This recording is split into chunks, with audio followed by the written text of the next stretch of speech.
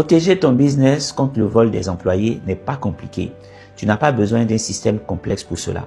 Dans cette série de vidéos que je fais, je t'explique comment protéger ton business contre le vol et la fraude en interne.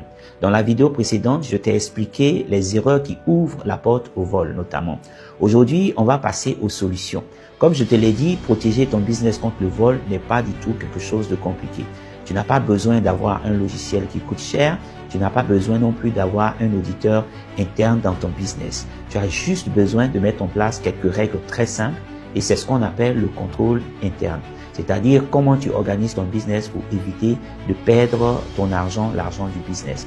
Parce que sans ces règles-là dans ton business, chacun va pouvoir faire ce qu'il veut et le vol va devenir extrêmement facile. Maintenant, voici ces 4 règles essentielles de contrôle interne que tu dois mettre en place.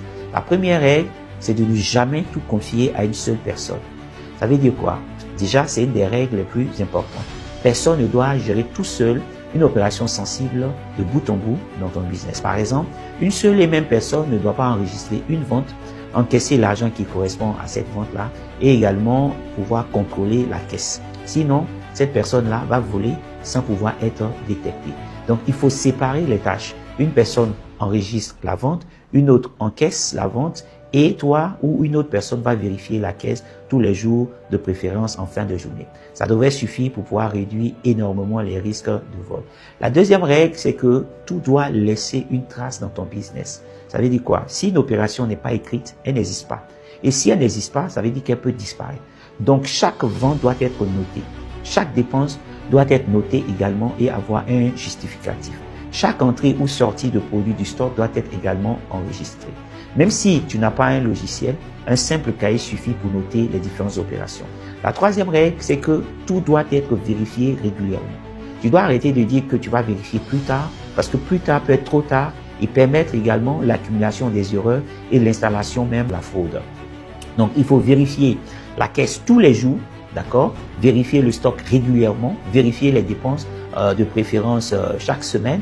Et chaque soir, par exemple, comme je l'ai dit, tu dois comparer l'argent réel qu'il y a dans la caisse avec les ventes enregistrées dans la journée. Et s'il y a un écart, tu cherches immédiatement la raison de cet écart. La quatrième et dernière règle à mettre en place, c'est que chacun doit être responsable de quelque chose dans ton business. Tout le monde ne doit pas être responsable de tout.